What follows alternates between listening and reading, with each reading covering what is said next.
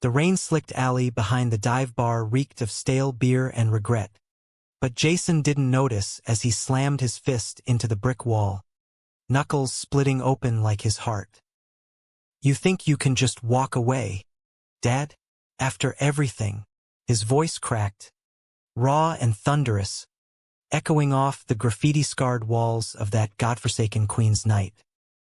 Across the puddle-strewn pavement, his twin brother Adam froze mid-stride, the wedding ring on his finger catching the streetlight like a mocking halo, because for the first time in their 32 years, he saw not just Jason's fury, but the ghost of their own fractured childhood staring back at him.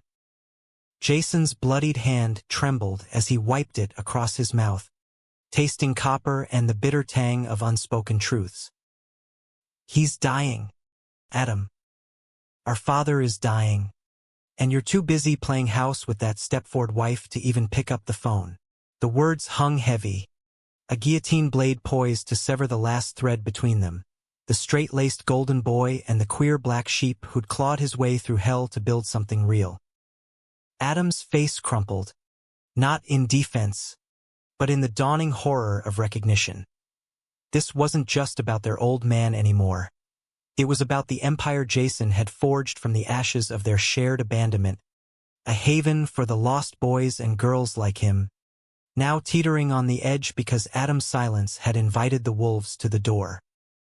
In the heartbeat that followed, as sirens wailed in the distance like the lament of forgotten lovers, Jason lunged forward, not in violence, but in desperate embrace, pulling Adam into the storm, their identical frames colliding like thunderheads. "Come home," Jason whispered, the plea laced with the salt of tears and rain. "Before it's too late for all of us." The subway rattled beneath the bustling streets of Brooklyn like the unsteady pulse of the city itself, a mechanical heartbeat that Jason had learned to sync with years ago. It was 2008, the year the world cracked open under the weight of crashing markets and shattered dreams.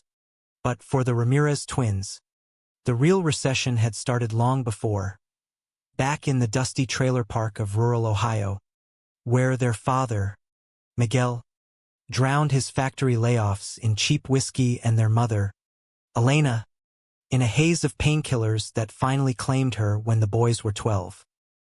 Jason and Adam had been inseparable then, mirror images in faded band tees and scuffed sneakers, trading comic books under the kitchen table while Miguel's rages echoed like distant artillery. But puberty hit like a fault line. Jason discovered boys in the locker room showers, the curve of a teammate's shoulder igniting something fierce and forbidden. Adam chased skirts at the county fair, his easy charm earning him homecoming king while Jason hid love notes in the back of his biology textbook. By 18, Adam bolted for Columbia on a full ride, majoring in finance with stars in his eyes and a promise to make it big for us. "Bro," Jason lingered, working double shifts at the auto shop to fund community college, only to drop out when Miguel's homophobic slurs turned physical after catching him with the neighbor's son. "Faggot's gonna ruin this family," Miguel had snarled, boot connecting with Jason's ribs. That night, Jason packed a duffel and hitched to New York, the city of reinvention, leaving Adam a voicemail that went unanswered. "Don't let him break you too." New York swallowed Jason whole at first, the glitter of Times Square masking the grind of dishwashing gigs in Hell's Kitchen, the anonymity of crowded bars where hookups blurred into heartbreak. He came out fully at 20, a defiant rainbow flag pinned to his backpack amid the Stonewall ghosts. But the real turning point came in 2012, during Occupy Wall Street, when Jason volunteered at a pop-up shelter for queer youth evicted by the economic fallout. There, amid the chants and tear gas, he met kids like Theo, a trans teen from Alabama with track marks from parental rejection, and Marcus, a black gay artist whose canvases bled stories of survival. Jason saw himself in their eyes, outcasts forged in fire, and vowed to build something permanent. Haven House started as a pipe dream, a crumbling warehouse in Bushwick, bought with crowd-funded pennies and Jason's savings from bartending at a leather bar in the village. By 2015, it was a beacon, a 10,000-square-foot refuge with bunk rooms, art studios, and group therapy circles lit by string lights. Jason ran it like a general, his broad shoulders, honed from years of hauling crates, and warm hazel eyes a steady anchor. He dated sporadically. A firefighter named Luis who ghosted after a family barbecue, a poet named Riley who moved to L.A., but Haven was his true love, a family stitched from society's discards. "We're not broken," he'd tell the residents during Friday bonfires in the rooftop garden. "We're the glue that holds the world together." Adam, meanwhile, climbed the ladder with predatory grace. Wall Street suit by 25, VP at Goldman Sachs by 30. He married Claire, a lithe blonde paralegal with a laugh like champagne bubbles, in a Hampton ceremony that screamed old money. Their life was Instagram perfect. Brownstone in the Upper East Side, summer shares in the Hamptons, a golden retriever named Max. Adam sent checks to Haven House quarterly. For the cause, Jace. But visits were rare. Excuses piled like unread emails. "Claire's not comfortable with," he'd say over stiff phone calls, the subtext to chasm. Jason forgave it, because blood was blood, and Miguel's cancer diagnosis in 2024, stage 4 pancreatic, 6 months tops, should have bridged it. Didn't. Miguel refused treatment, holing up in the Ohio trailer like a wounded animal. Jason drove the 12 hours monthly, enduring the old man's cough-racked vitriol. "Shoulda beat the queer outta you sooner." Adam wired money for hospice but cited deal closings for skipping the bedside vigils. The breaking point came that rainy Queen's night outside O'Malley's. After Jason's frantic call, "He's asking for you, Adam. For once, show up." Claire had intercepted the message. Her voice syrupy on speaker. "Honey, we're in Aruba. Family emergency can wait." Adam arrived late, reeking of tequila, and the bar fight erupted when Miguel's nurse called mid-argument. "He's gone, boys. Alone." The punch Jason threw wasn't at Adam. It was at the wall, the fate, at the universe's cruel joke. But as they stumbled into the cab, soaked and silent, Adam's hand lingered on Jason's knee a beat too long, a spark neither acknowledged. Back at Haven House, Jason crashed on the office couch, dreams haunted by twin ghosts, one straight as an arrow, the other bent but unbroken. Weeks blurred into a gray autumn. Haven House buzzed with new arrivals. A runaway named Eli, 17 and fierce with purple-dyed hair, fleeing conversion therapy camps in Texas, and Sophia, a Latina lesbian whose evangelical parents had torched her college acceptance letters. Jason threw himself into grant applications. His grant writer, a wry queer named Ben, teasing, "You're gonna burn out, boss. Even saints need saints." But the real storm brewed in bored emails. City zoning officials sniffing around, whispers of nuisance complaints from yuppie neighbors gentrifying Bushwick. Jason ignored them, focused on Miguel's sparse funeral, a graveside affair in Ohio where Adam showed in a black Armani suit, Claire absent with a migraine. At the diner afterward, over cooling coffee, Adam finally cracked. "I should have been there. For him. For you." His voice was a stranger's, stripped of polish. Jason reached across the formica, squeezing his brother's wrist, the same veins, same pulse. "It's not too late for us." That night, Adam crashed at Haven, bunking in a spare room amid the chalkboard walls scrawled with affirmations. You are enough. In the witching hour, Jason found him on the rooftop, staring at the Manhattan skyline like it held answers. They talked till dawn, about Elena's lullabies, Miguel's rare sober stories of Puerto Rican roots, the Polaroids of them as kids in oversized jerseys. Adam's laugh, rusty but real, echoed off the water towers. For a moment, the twins were whole again. But Claire called it sunrise. Her tone arctic. Darling, the Hamptons house needs you. Now, Adam left with a promise. Weekend visit soon. And Jason buried the ache, turning back to Haven's chaos. Little did he know, the weekend would come sooner and shatter everything. The gala at the Whitney Museum glittered like fool's gold under crystal chandeliers, a sea of tuxedos and gowns swirling around Adam like sharks scenting blood. It was November 2024, and as head of mergers at his firm, he was the evening's lion, schmoozing hedge fund titans over caviar canapes, Claire on his arm in emerald silk that matched her eyes. You're unstoppable tonight, she murmured, nails digging into his bicep as flashbulbs popped.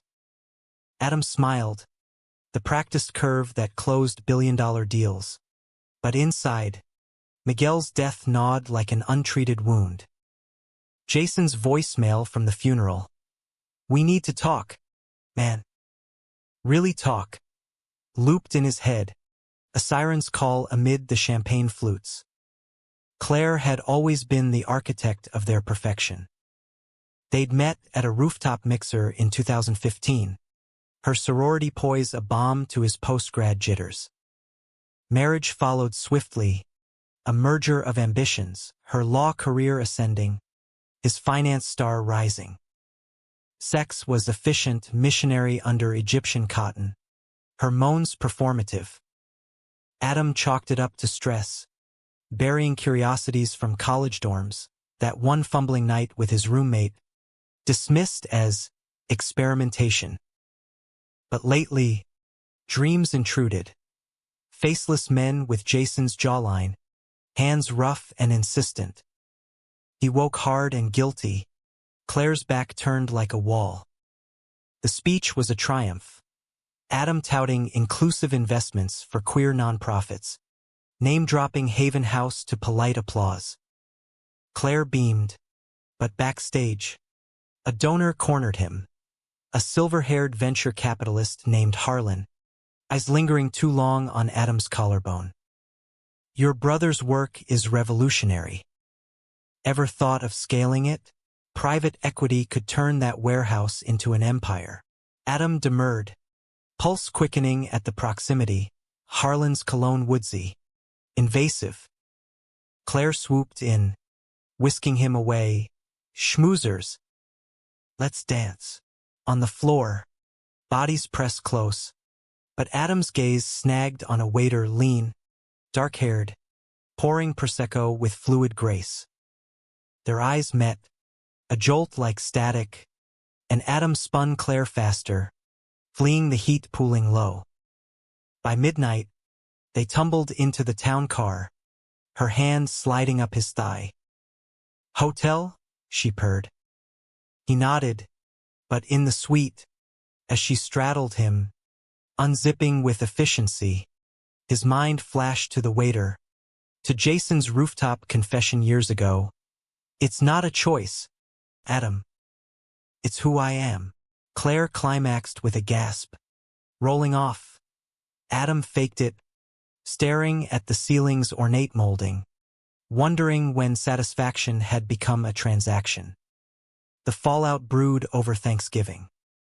Claire's family in Connecticut, turkey dry as dogma, her father, a waspy judge, drilling Adam on promotions while her mother cooed over wedding albums. Jason called mid-dinner, voice strained, Haven's under fire. Neighbors filed for eviction, say we're blighting the block. Need your finance wizardry. Bro. Adam promised to review docs, but Claire overheard, lips thinning. Charity's fine, darling, but not at our expense. That night, in the guest room, Adam scrolled Haven's website on his phone. Photos of residents painting murals, Jason grinning amid rainbow flags. A video testimonial from Eli. Jason saved me. Gave me a family. Adam's throat tightened. He fired off an email to a contact at City Hall. Expedite approvals for Bushwick nonprofit. December brought the holiday party circuit, but cracks spiderwebbed. At a firm bash, Harlan cornered him again by the open bar, scotch in hand. Saw your email trail, impressive legwork for your brother's cause. Adam stiffened. Claire's jealousy had escalated to monitoring his inbox. Just family, he muttered. Harlan leaned in, breath warm. Family's everything. Or nothing. Their fingers brushed passing glasses. A spark that ignited something dormant. Adam pulled away, heart hammering, fleeing to the balcony for air. Below, Manhattan pulsed, indifferent. He texted Jason, docs incoming. Hang tight. Christmas Eve at the brownstone. A tree dripping ornaments, Max gnawing a rawhide by the fire. Claire gifted him a Patek Philippe watch, for the man who has everything. But her eyes were appraising, not affectionate. Adam's gift, pearl earrings, earned a peck. As snow flurried outside, he excused himself to the study, dialing Jason. Merry Christmas, twin. How's the war? Jason's laugh was weary. Eviction hearing January. But we got a celebrity donor, some drag queen from Drag Race. Kids are performing carols tonight. Adam listened to the muffled cheers in the background, envy twisting like tinsel. Wish I could see it. Jason paused, doors open. Always, the new year dawned with a bang. Not fireworks, but headlines. January 5th. Adam's inbox exploded. Bloomberg alert. Goldman VP Adam Ramirez implicated in insider trading scandal. It stemmed from a 2023 merger, tips he'd greenlit, now traced to Harlan's firm via anonymous leaks. The SEC froze assets. His boss called. Indefinite leave. Effective immediately. Claire's scream echoed from the kitchen. What the hell? Adam? My father's on the board of that charity gala. She hurled the watch at his feet, shards of crystal scattering like ice. You're toxic now. Fix this. He didn't. Investigations dragged. Whispers turned to wolves. By mid-January, the firm cut ties. Severance a pittance. Claire packed for her sisters in Boston. Space to think. Leaving the brownstone echoing. Adam sold the Porsche for cash, but creditors circled. Sleepless nights blurred into dawn jogs along the East River, where he first noticed the men, joggers in tight shorts, their strides a rhythm he craved to match. One morning, a barista at his new haunt, a hole in the wall in Williamsburg, slid him a free latte with a wink. Rough day? On the house. Dark curls. Easy smile, echoes of the gala waiter. Adam stammered thanks, fleeing with his pulse in his ears. Desperation peaked February 14th. Valentine's, ironically. Alone in the brownstone, wine bottle half empty, he scrolled Grindr on a burner app, anonymous thrills for the straight man unmoored. Matches pinged, faceless torsos, urgent chats. He met one at a midtown hotel, a bearded consultant named Derek, hands sure and demanding. It was clumsy, fervent. Adam on his knees, the world narrowing to salt and surrender. Guilt crashed post-climax, but so did release, a dam breaking. Again, Derek texted later. Adam deleted the app, but the hunger lingered. Claire's divorce papers arrived certified mail. Valentine's Day stamp like a scarlet letter. Irreconcilable differences, her lawyer cited, but the subtext screamed. Scandal, secrets. Assets split 60-40 her favor. The brownstone listed. Adam sublet a studio in Chelsea, walls thin as his resolve. Friends ghosted. Family, distant cousins in Ohio offered platitudes. He called Jason weekly. Updates clipped. Haven's fighting. You, Jason's voice. Steady, holding the line. Come see for yourself. The eviction hearing loomed March 1st. Adam, scraping pennies, bought a bus ticket to Brooklyn not as savior, but spectator. Haven House glowed against the gray. String lights in windows, laughter spilling from the stoop. Jason met him at the gate, hug fierce. You made it. Inside, chaos reigned lovingly. Residents prepping signs. Eli spray painting queer safe zone on poster board. Dinner was communal. Vegan lasagna, stories swapped like currency. That night, Adam bunked in the guest room again, but sleep evaded. At 2 a.m., he wandered to the common lounge, finding Jason nursing coffee, eyes ringed with fatigue. Can't shut it off? Adam asked, sliding beside him. Jason shrugged. The kids. They remind me why. They talked deep into the night, about Claire's cold precision, Harlan's loaded glances, the hookups Adam confessed in halting whispers. Jason listened, no judgment, just a hand on his shoulder. It's okay to not know. But hiding, that'll kill you. As dawn pinked the skyline, Adam leaned in hesitant, electric, lips brushing Jason's in a kiss that tasted of coffee and catastrophe. Jason pulled back gently. Whoa, twin. That's complicated. Adam flushed, fleeing to his room, heart a war drum. The hearing that morning was a circus.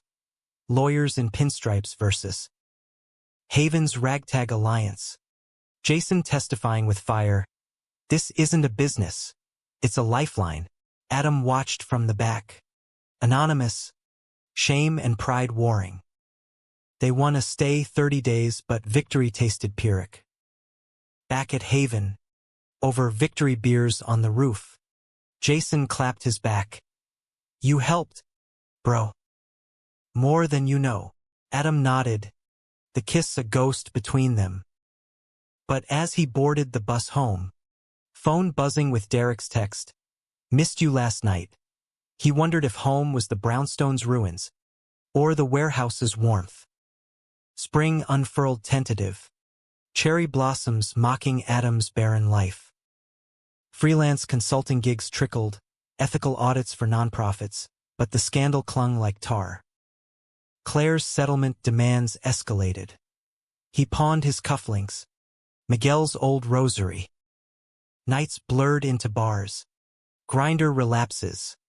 A architect in Soho, rough and affirming. A dancer in the East Village, tender and fleeting. Each tryst chipped at the straight man facade, revealing cracks Jason had long mapped. You're by.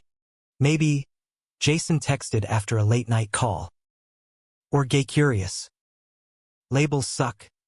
Live it. By May. The dam burst. Harlan called from a Cayman number. Leak was me. Leverage for a date. Blackmail. Seduction. Adam hung up, nausea rising. He confronted the firm. No dice. Broke. Evicted from the studio. He crashed on Derek's couch. A mercy too temporary. Pride Month dawned, and with it, a tabloid photo. Adam. Blurry but unmistakable. Arm in arm with the dancer at a parade after-party. Fallen Wall Street wolf goes wild? The headline sneered. Claire's lawyer pounced. Adultery clause. Full custody of assets. Adam hit rock bottom in a Penn Station bathroom, sobbing over a payphone to Jason. I can't. Everything's gone. Jason's voice. Lifeline. Bus tickets on me. Get here. Now. The ride was purgatory, city lights blurring into judgment. Haven House loomed at midnight. Jason waiting on the stoop, arms open. No questions, just a bed and a blanket. In the morning, over oatmeal with the residents, Adam whispered, I'm one of you now. Unexpectedly, Jason's smile was bittersweet. Welcome home, brother. But the real storm was just cresting, betrayal's shadow lengthening over the haven they'd both claimed. Summer in Brooklyn baked the asphalt into a griddle, Haven House's fans whirring futilely against the heat wave that turned the warehouse into a sweat lodge. Adam had been there a week. His Armani suits swapped for thrift store tees and jeans that hung loose on his frame, pounds shed from stress and sporadic meals. The residents eyed him warily at first. The straight suit Jason had bailed out, but Eli broke the ice, challenging him to a game of 2-on-2 basketball in the lot. Don't go easy 'cause you're old, the kid teased, purple hair slicked back. Adam laughed, rusty but genuine, sinking a three-pointer that earned whoops and a high five from Marcus, who dubbed him Suit with ironic affection. Jason orchestrated it seamlessly, assigning Adam intern duties, inventory for the food pantry, grant spreadsheets on an ancient Dell. It was grunt work, grounding, measuring rice sacks while Sophia belted Adele in the kitchen, her voice a defiant anthem. Nights, they crashed on the rooftop under stars smog-veiled, passing a joint Jason's vice, rare, and dissecting the day's dramas. Adam confessed the grinder spiral, the Harlan blackmail. Jason shared Haven's near misses, a 2019 fire set by bigots, the COVID lockdowns that nearly shuttered them. We rebuild, Jason said, eyes on the horizon. Always, the kiss lingered unspoken, a live wire between them. Adam caught himself staring. Jason's laugh lines, the tattoo of a phoenix on his forearm from a post-coming-out bender. It wasn't lust. Not quite. More a magnetic pull. Twin souls realigning. Jason kept it platonic. Boundaries firm. You're figuring you out, Adam. Don't borrow my map. But in quiet moments, like when Jason bandaged a cut on Adam's hand from a rusty shelf, their fingers intertwined too long, breaths sinking like old habit. External pressures mounted. City Hall, buoyed by neighbor petitions, led by a tech bro named Vance, whose startup loomed adjacent, pushed for rezoning, Haven as transient housing, code for eyesore. Jason rallied. Petitions circulated at Pride. A GoFundMe spiked with viral TikToks of Eli's spoken word slams. Adam dove in, leveraging old contacts for pro bono lawyers. One evening, poring over legalese in the office, their knees brushed under the desk. Jason didn't pull away. Thanks for this, he murmured. Adam's reply caught, feels right. Finally, the air thickened, charged. Jason stood abruptly, coffee mug clattering. Get some sleep. Claire's shadow loomed larger. Mid-June, her lawyer served papers at Haven's door, process server dodging a bemused Theo. Full asset forfeiture, citing moral turpitude from the tabloid pic. Adam signed, numb, but fury ignited when Claire called, You chose that life? Over us? Her voice cracked. Hurt, not just venom. I didn't choose, Adam shot back. It chose me. Like it did Jason. Silence, then click. That night, he confided in Ben, the Grant writer, over beers at a dyke bar in Bed-Stuy. Ben, with his ironic mustache and dry wit, nodded, straight to gay pipelines a bitch. But hey, twins, that's rom-com gold. Adam chuckled, but dread coiled Harlan's next move. Came July 4th, Independence Day irony thick as humidity. Fireworks boomed over the East River as Haven hosted a block party. Grills smoking, drag queens lip-syncing Gaga, residents waving flags in a riot of colors. Adam manned the grill, flipping burgers with Marcus, feeling normal. Scene. Jason circulated, Jason in host mode, but his eyes found Adam's across the crowd, a smile private and loaded. As dusk fell, sparklers lit, Eli tugged Adam to dance badly to Born This Way. Laughter bubbled. Free. Then the call. Unknown number. Harlan's drawl. Enjoy the fireworks? Yours are about to go nuclear. Attached email dossiers. Screenshots of Adam's Grindr chats. Hotel receipts. Even a blurry photo from the Soho tryst. Resign from any consulting, or this hits the post. And your brother's little club? I'll fund the eviction myself. Adam's stomach plummeted. He slipped away to the alley, phone shaking. Jason found him there, face ashen. What? One look, and Jason snatched the phone, scrolling. Rage flushed his cheeks. That son of a... They confronted it together, plotting in the office till midnight. Adam's Wall Street savvy shone. Trace the leak, counter with defamation suits. But betrayal's sting was personal. Harlan, the ally donor, weaponizing Adam's vulnerability. He played me, Adam whispered, head in hands. Jason knelt, gripping his shoulders. No. You survived it. That's power. Their foreheads touched, breaths mingling. The kiss reignited, tentative then torrent, lips crashing, hands fisting shirts, years of repression pouring out. It was messy, profound, twins reclaiming wholeness in each other's arms. They broke apart gasping, Jason's whisper fierce. This. It's real. But timing, explosives literalized the metaphor. At 2 a.m., as they lay tangled on Jason's narrow bed clothes shed, bodies mapping familiar terrains, a crash shattered the night. Glass sprayed, shouts erupted. Molotov through the lounge window, flames licking murals. Sirens wailed, residents evacuated in pajamas, coughing acrid smoke.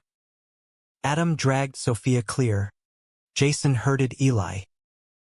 Firefighters doused it quick, arson, deliberate, but damage-scarred, charred couches, waterlogged floors, a resident's guitar reduced to ash. Dawn brought cops, then reporters. Vance the neighbor denounced the violence, but his eyes gleamed opportunistic. Jason addressed the group huddle. Voice steel, we rise. Again, but privately, to Adam, this is on us. Harlan's warning shot. Adam's resolve hardened. Then we fight dirty. He leaked the dossiers to a queer journalist contact, anonymous source, framing Harlan as predator.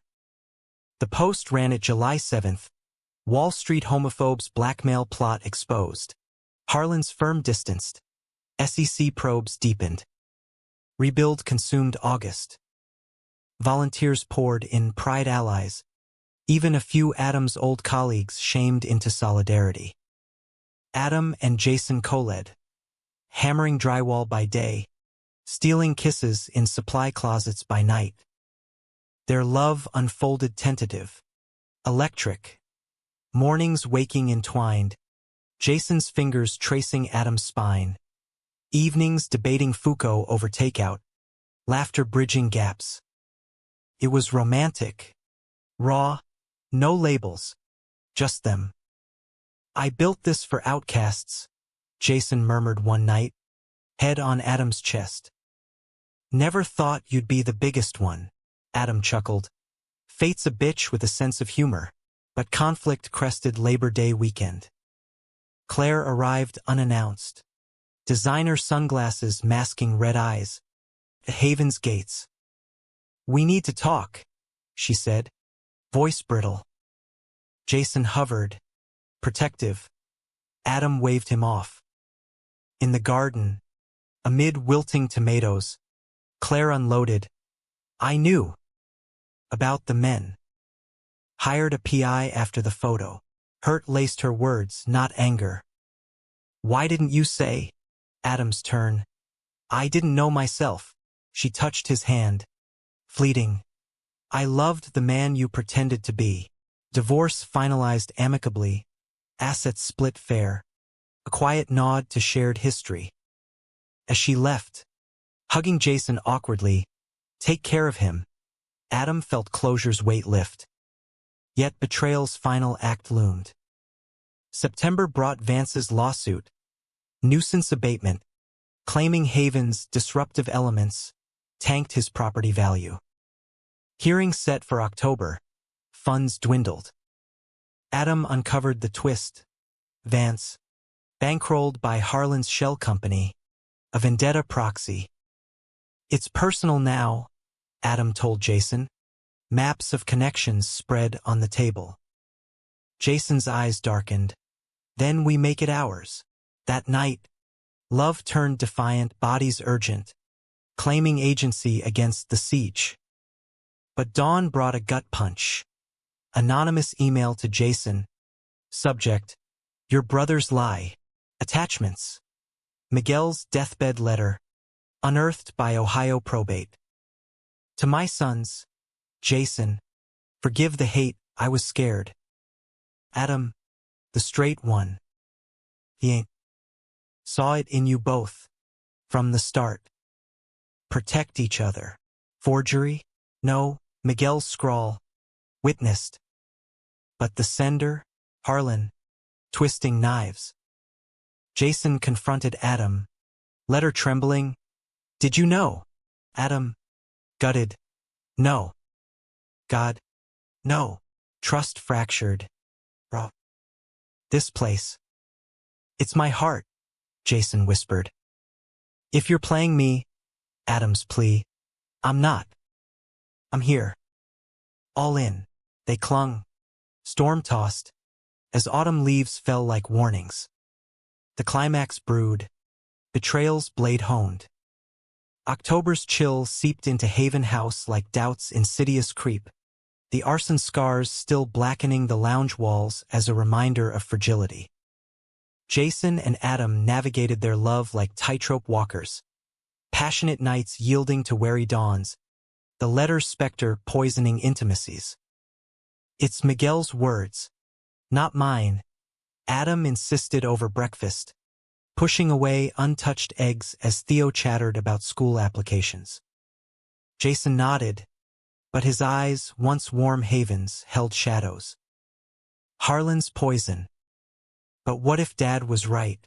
What if I've been your excuse all along? The accusation hung, unspoken. Was Adam's arrival escape, or genuine awakening? The lawsuit hearing dominated. A coliseum of legalese in Brooklyn Supreme Court. Vance, slick in bespoke wool, testified with rehearsed outrage. This shelter attracts vagrants, fights, noise, devaluation. His lawyer flashed photos. Party crowds, a resident's tagged fence. Jason countered from the stand. Voice steady thunder. Haven House saves lives. We've housed 200 souls. 90% employed within a year. This isn't nuisance. It's community. Residents testified. Eli's poetry on survival. Sophia's stats on reduced suicides. Adam, In the gallery, whispered tips to their pro bono attorney, his finance brain dissecting Vance's inflated claims. Recess brought Harlan's ambush. In the courthouse lobby, he materialized, silver hair impeccable, smile serpentine. Touching testimony, boys. But leverage wins. He slid Adam a USB, more files. This time Haven's donor lists hacked. IRS violations fabricated. Drop the countersuit, or audits bury you. Adam's blood iced. He pocketed it, confronting Harlan in the stairwell. Why? I trusted you. Harlan's laugh was hollow. Trust? You straight boys play at edges. Then run. I gave you rope. You hanged your brother. Revelation twisted. Harlan, outed in the 90s, blackballed from firms, now a vengeful ghost targeting pretenders. Adam's retort, I'm no pretender. And Jason's no pawn. Harlan's parting shot, prove it. Or watch Haven burn. Back at the stand, Adam's testimony sealed the day, exposing Vance's funding ties, Harlan's shell as conflict of interest. The judge granted dismissal with prejudice. Cheers erupting from Haven's corner. Outside, rain lashed. Jason pulled Adam into an alcove, kiss fierce and forgiving. You fought for us. Adam's whisper. For you. But the USB burned in his pocket. Conflict unresolved. November grayed the skies. Thanksgiving looming like a loaded gun. Haven's feast was epic. Turkeys donated. Pies from Marcus's bakery gig. A table groaning under gratitude. Adam helped carve. Banter flowing with Ben. From suits to stuffing, evolution. Suit. Laughter healed. But Jason pulled him aside post-meal. The letter. I burned it. Doesn't change us. Their lovemaking that night was tender. Exploratory. Adam learning Jason's rhythms. The give and take of equals. I love you, Adam breathed. First utterance. Jason's reply. Eyes shining. Always have. Twin thing. Vulnerability cracked open. Emotions raw. Fears of loss. Dreams of permanence. But betrayal's jaws snapped. December 1st. IRS agents raided Haven, armed with Harlan's planted discrepancies. Embezzlement from grants. Computers seized. Accounts frozen. Jason, handcuffed briefly for obstruction, roared, "This is bullshit." Adam, detained outside, pieced it, Harlan's escalation, timing post-win to maximize chaos. Released on bail, crowd-funded lightning fast. Jason paced the rooftop, fury volcanic. They took the kids' files. Holiday funds. Everything. Adam confessed the USB. He's targeting me. To break us. Jason's slap. Light, but landing stunned. You knew and hid it? After the letter. Trust shattered. Glass fine. Adam fled to a motel in Queens. Hole-in-the-wall anonymity. Drowning in regret. Calls to Jason went to voicemail. Derek offered his couch. But Adam declined. Isolating in whiskey and what-ifs. Flashbacks assaulted, Ohio boyhoods. Miguel's rare hugs. Jason's tearful coming out at 16. Adam's silence complicit. I failed you then, he texted.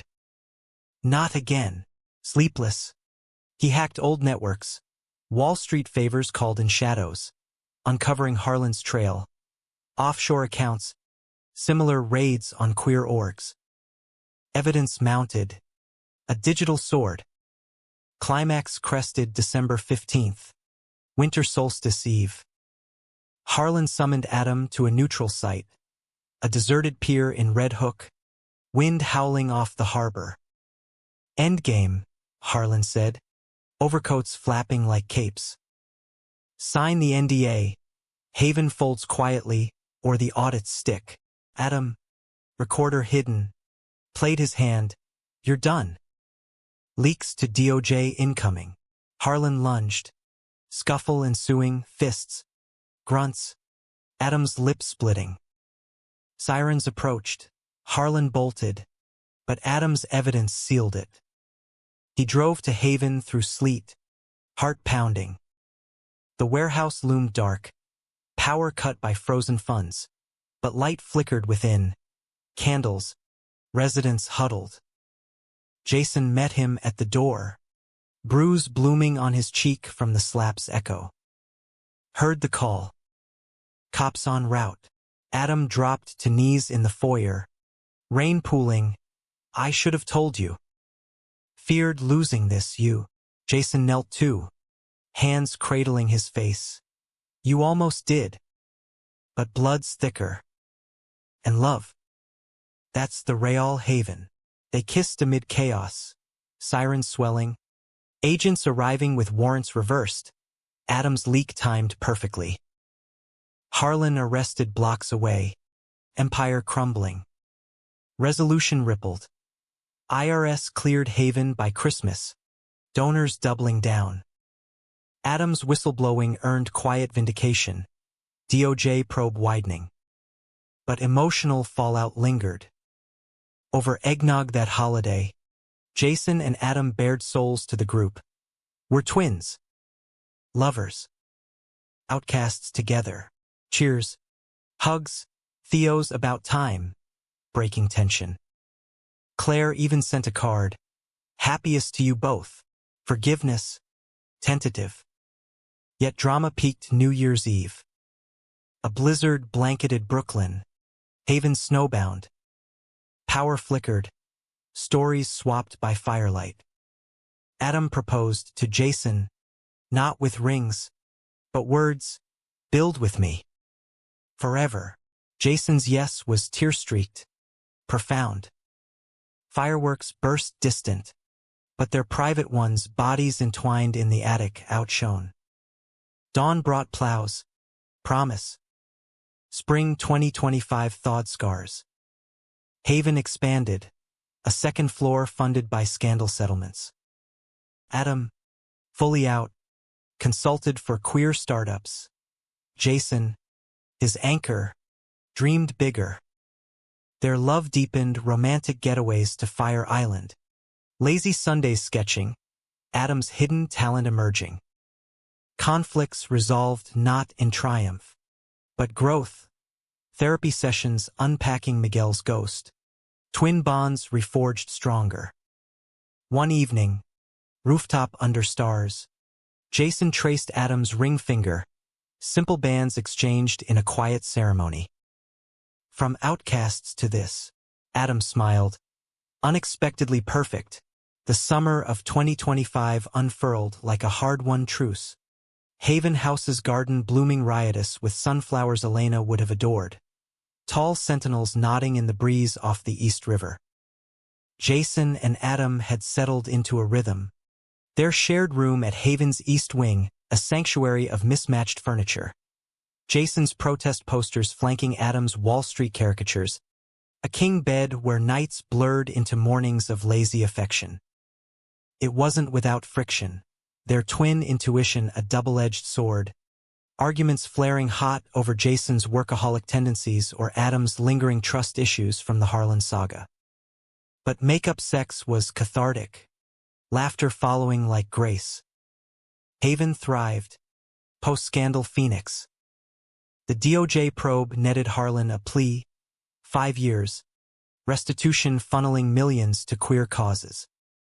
Vance slunk away, his startup folding under boycotts. Enrollment swelled. A non-binary coder from the Midwest. Elder drag artist fleeing Florida's Don't Say Gay echoes. Jason mentored with paternal fire. Adam handling finances with surgical precision. You're the een to my yang, Jason teased over board meetings, foot nudging under the table. Adam's retort, more like the spreadsheets to your chaos.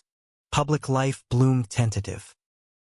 Adam's coming out essay in The Advocate, From closeted wolf to open heart, went semi-viral, drawing speaking gigs at HRC galas. Jason joined him on stage once. Their hands linked. Love isn't straight or gay, it's survival. Backstage, Adam pulled him into a green room kiss, whispering, "Proud of us, Claire." In a twist of humanism, attended one event, divorce dust settled, her new beau a soft-spoken librarian. "You glow," she told Adam, hugging Jason. "Keep him honest. Forgiveness, not absolution, but bridge enough." Yet drama's embers glowed. Miguel's estate finally cleared, Ohio trailer sold, proceeds split. They drove there in June, a pilgrimage, dusty roads evoking ghosts. Inside, faded photos, boys in Little League, Elena's smile radiant. Jason found Miguel's hidden journal, ramblings of regret, love for my queer firecracker and the mirror who hid. Tears fell. They burned select pages in the backyard fire pit, ashes scattering like release. "He tried. In his way," Adam said. Jason nodded. "Enough for now." Fall brought challenges. A new resident, Kai, a burly ex-Marine outed by his unit, triggered Adam's scars, flashbacks to his own military-curious youth aborted by Wall Street. Therapy unpacked it, joint sessions with a queer counselor, vulnerabilities bared. "I betrayed you by staying silent," Adam admitted one rain-lashed evening. Jason's response, arms enveloping, "And I built walls to protect the hurt." We're even. Their intimacy evolved, exploring boundaries, toys from a Brooklyn shop, laughter amid awkward tumbles. Romance infused daily. Jason's post-its on Adam's laptop, "Love you, nerd." Adam's surprise picnics in Prospect Park. Climax's echo resounded November 2025, anniversary of Miguel's death. Haven hosted a vigil. Lanterns lit for lost loved ones. Stories shared under a harvest moon. Adam spoke last, voice steady. "My brother built this home when I was too scared to claim mine. Now, together, we're unbreakable." Jason joined him, hand in his, from outcasts to family. As lanterns floated skyward, a figure approached, Harlan, out on parole, gaunt and graying. "Heard about the win. Deserved." No apology, but eyes held contrition. Jason's retort, "Redemption's work, not words." Harlan nodded, vanishing into night. Humanity's gray, not black and white. Winter deepened bonds. Christmas at Haven.